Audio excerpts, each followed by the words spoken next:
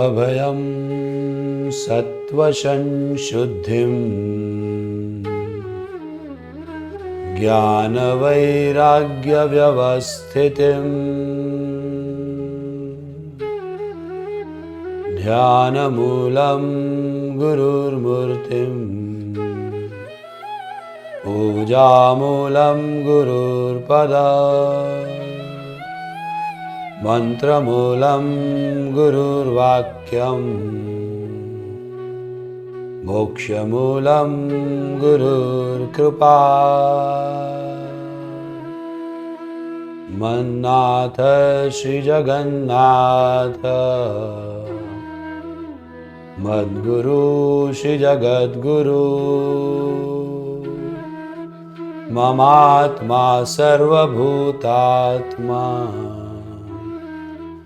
तस्मै श्री गुरवे नमः। मेरे गुरुदेव श्री स्वामी अध्यात्मानंद जी महाराज को मेरा प्रणाम।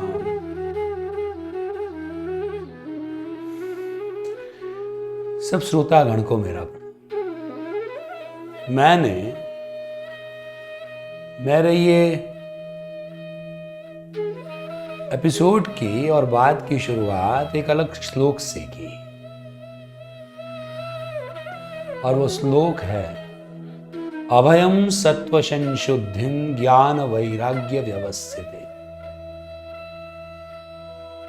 ये जीवन में, ये दुनिया में 3 तरह के लोग होते हैं, सभय, निर्भय और अभय। अगर मैं एक छोटा सा उदाहरण देकर आपको समझाऊं तो सुग्रीव था, वो सभय, भय के साथ जी रहा था कि बाली आएगा और कहीं ना कहीं से उसे पकड़ लेगा और मार डालेगा। ऐसे भी इंसान होते हैं जो एक भय के साथ जीते रहते हैं। निर्भय, रावण निर्भय था, उसे यह भ्रम था कि मुझे कोई नहीं मार सकता, जो कि गलत था। उसका अहम था, लेकिन वो निर्भय था। यानी अहम की वजह से व्यक्ति निर्भयता में रहता है जो भ्रमित करती है। और अभयं सत्त्वसंशुद्धिं, श्री हनुमान अभय थे। प्रश्न यह है कि वो अभय क्यों थे? वो अभय इसलिए थे कि उनकी श्रद्धा श्री राम पर थी, इसलिए वो अभय थे। ये अभयता इसलिए थी कि वो अभिमानी नहीं थे। आज के एपिसोड में मैं हनुमान जी के ऐसे गुण की बात करूंगा कि जो हम बारीकाई से देखें तो हमें पता चलेगा कि वो इतने शक्तिशाली थे, फिर भी कितने मृदु थे। उनके पास हमें क्या सीखना है, उसकी आज मैं आपके साथ बात करने वाला। हम सबने ये कहानी सुनी है कि हनुमान जी को श्राप मिला था कि वो सब भूल जाएंगे, अपनी जितनी भी शक्तियां हैं वो भूल जाएंगे, लेकिन समय आने पे कोई याद दिलाएगा तो उनको याद आ जाएगा। तो जब सीता माता की खोज करने गए तब जाम्बुवंत ने उन्हें याद दिलाया, एक बूढ़ा बंदर, उसने याद दिलाया कि हनुमान तू कुछ भी कर सकता है, तेरे में अगाध शक्ति है। हनुमान जी ने झुककर पूछा, सही में मैं कर सकता हूं?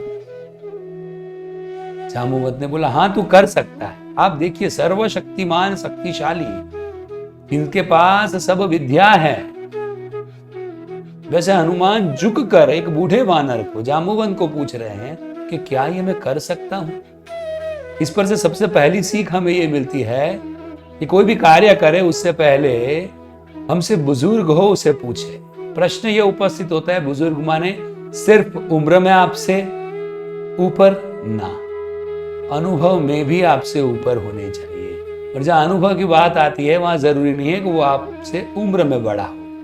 तो हमारी पहली सीख ये है हनुमान जी से कि कोई भी कार्य करे तो अपने से बड़े अनुभवी बुजुर्ग को पूछ कर करे। वही आपकी असली शक्तियां आपको उससे अवगत करा सकते हैं। हनुमान जी ने माना और अचानक उनकी शक्ति उनके पास आई। उन्होंने पैर नीचे लगा के ऊपर छलांग लगाई। कहते हैं कि जो पत्थर पे, जो पहाड़ पे वो थे, उन्होंने जैसे पैर लगा के वो पहाड़ पर से कूदे, वो पहाड़ पाताल में चला गया। इतनी शक्ति के साथ कूदे और फिर वो सागर पे से लंका की ओर बढ़े। और रास्ते में उसे एक राक्षसिनी मिली जिसका नाम था, रास्ते में उसे शंकिनी मिली। ये शंकिनी ने बोला कि मैं तुझे खा सकती। हनुमान जी ने कहा कि मैं माता को ढूंढने जा रहा हूं, मुझे अभी जाने दीजिए। शंकिनी नहीं मानी। तो हनुमान जी ने अपना कद 2 योजन का कर दिया, बड़ा सा। शंकिनी ने अपना मुंह 4 योजन खोल दिया। हनुमान जी ने अपना शरीर 8 योजन का कर दिया। तो शंकिनी ने ये अपना मुंह है वो 16 योजन का कर दिया। हनुमान जी ने 32 योजन का अपना पूरा शरीर किया, तो शंकिनी ने 64 योजन का अपना मुंह खोला।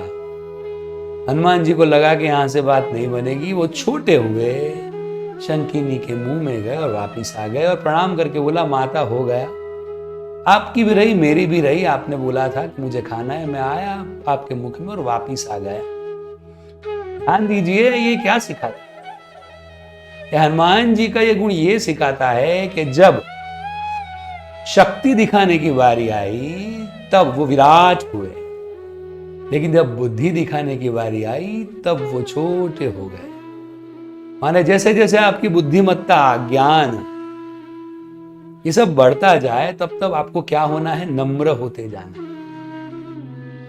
बुद्धि आते आते अगर आप अहम से बड़े होते गए तो आपका विनाश निश्चित है।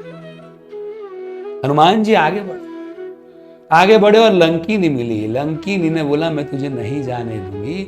हनुमान जी ने एक मुक्के से उसे मूर्छित किया। लंकिनी खड़ी हुई और खड़ी होके उसने द्वार खोल दिया। हनुमान जी ने पूछा, क्यों, तू तो रक्षक है, तूने क्यों द्वार खोले? लंकिनी ने कहा कि जब ब्रह्मा जी ने रावण को वरदान दिया था और वापस आ रहे थे तब उन्होंने मुझे बोला था कि जब कोई बंदर आके तुझे मारे और तू मूर्छित हो जाए तो समझ लेना कि रावण का विनाश शुरू हो गया। प्रभु आप जाइए। हनुमंत अंदर गए, अशोक वाटिका में गए। वहां रावण सीता को डांट रहा था। उन्होंने चुपके से देखा। रावण गया और हम सबको पता है कि एक छोटी सी अंगूठी नीचे उन्होंने डाली। सीता माता ने देखा है कहां से। हनुमान जी नीचे आए। सीता माता ने पूछा, आप कौन है?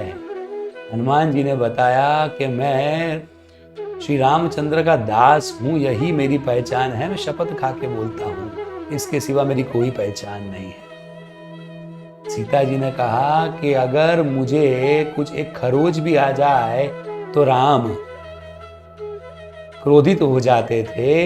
इतना बड़ा रावण मुझे इतने समय से लेकर आया है, राम जी ने क्यों कुछ किया नहीं? हनुमान जी ने बताया कि माता करना हो तो मैं अभी कर सकता हूं, रावण को मार सकता हूं, लेकिन अनुमति नहीं है। हनुमान जी की ये चीज हमें क्या सिखाती है? ये सिखाती है कि जब तक योग्य समय ना आए तब तक अपनी शक्तियों का उपयोग नहीं करना चाहिए। सामने सीता माता ने बोला कि अच्छा आप हनुमान हो? हनुमान ने बोला, हाँ, मेरे जैसे बहुत लोग हैं जो सेना लेकर आएंगे और आपको लेकर जाएंगे। तब हनुमान जी का स्वरूप छोटा था। सीता माता ने कहा कि वो इतने छोटे लोग तो फिर राम जी ये युद्ध नहीं जीत पाएंगे। अब हनुमान जी ने अपना विराट स्वरूप लिया। ध्यान देना मैं जो बोल रहा हूं वो। हनुमान जी विराट कब हुए? हनुमान जी सीता का डर भगाने के लिए विराट हुए। हम क्या करते हैं? किसी को डराने के लिए विराट स्वरूप लेते हैं, चाहे वो पहचान का हो, पैसे का हो, पावर का। तो हनुमान जी से ये सीखना है कि किसी का डर दूर करने के लिए हम हमारी शक्तियों का उपयोग कर सकते हैं।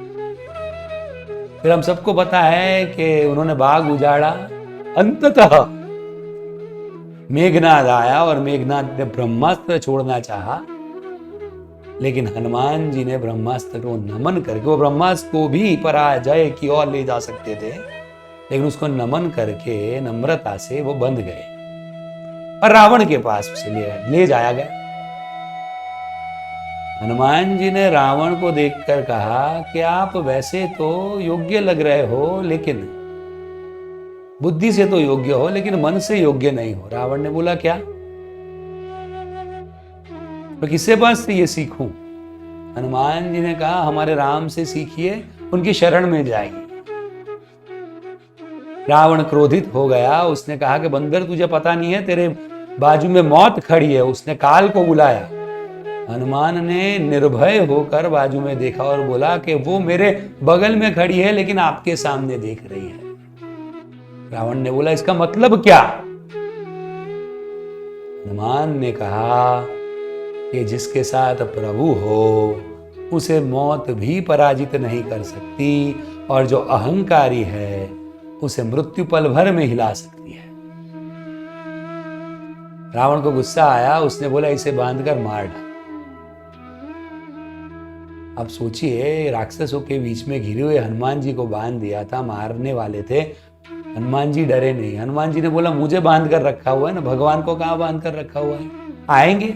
इतनी श्रद्धा थी राम जी पर। कहा जाता है ना, सूरदास के बारे में हम लोगों ने सुना है, वो देख नहीं पाते, फिर भी वो कान्हा के मंदिर में नियमित रूप से जाते थे।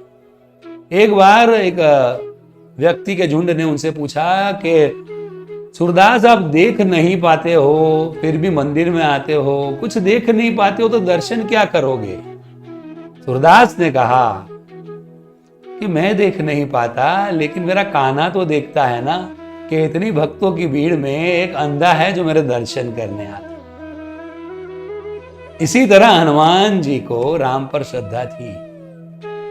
और विभीषण आए और विभीषण ने बोला कि दूत को मार नहीं सकते। हमें पता है कि फिर उसका मार नहीं सकते तो क्या करे, तो उसकी पूंछ जलाओ। उनकी पूंछ जलाई गई और ये कथा हम सबको पता है कि लंका में, पूरी लंका में घूमकर आग लगा के हनुमान जी वापिस आए। वापिस आकर उन्होंने मैंने ये किया, मैं गया, ऐसा कुछ कहा ही नहीं, शांति से बैठ गए। यहां से हमें क्या सीखना है?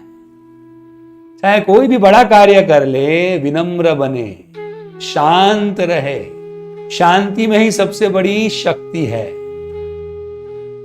वो कितना बड़ा काम करके आए थे, लेकिन वो कुछ नहीं बोले, लेकिन जाम्बुवंत बोले। जाम्बुवंत ने कहा राम जी, हनुमान जी सीता जी से मिलकर आए, काम कर कर आए। राम जी ने पूछा हनुमान जी से, क्या तूने काम किया, तू वहां पर होकर आया? हनुमान जी ने बोला नहीं मैंने कुछ नहीं किया। तो हमने फिर से जाम्बुवंत से पूछा कि भाई ये तो ऐसा बोल रहा है। जाम्बुवंत ने बोला नहीं, हनुमान जी काम कर कर आए। फिर से राम जी ने पूछा कि हनुमान तू कार्य कर कर आया? हनुमान जी ने बोला नहीं मैंने कुछ नहीं किया। अब भगवान चिढ़ गए। भगवान ने बोला तूने नहीं किया तो क्या मैंने किया? हनुमान ने बोला जी मैं वही तो बोल रहा हूं, मैंने कुछ नहीं किया, जो कुछ भी किया आपने किया। तो ये चीज पर से हमें ये सीखना है कि आप जो कुछ भी कर रहे हो वो मात्र परम कृपालु परमेश्वर की इच्छा और कृपा से कर रहे हैं। अगर ये बात मन में आपने ठान ली, जान ली, तो हमारा जीवन बहुत अच्छे तरीके से पर्यंत हो जाएगा। तो ये थी हनुमान जी के पास से सीखने वाली बहुत सूक्ष्म और गहराई भरी बात है। आज के एपिसोड में मैं यहां से मेरी वाणी को विराम देता हूं। आपके सहायक मित्र डॉक्टर भाविक स्वादिया को अब इजाजत दीजिए। सबका शुभ हो, सबका मंगल हो।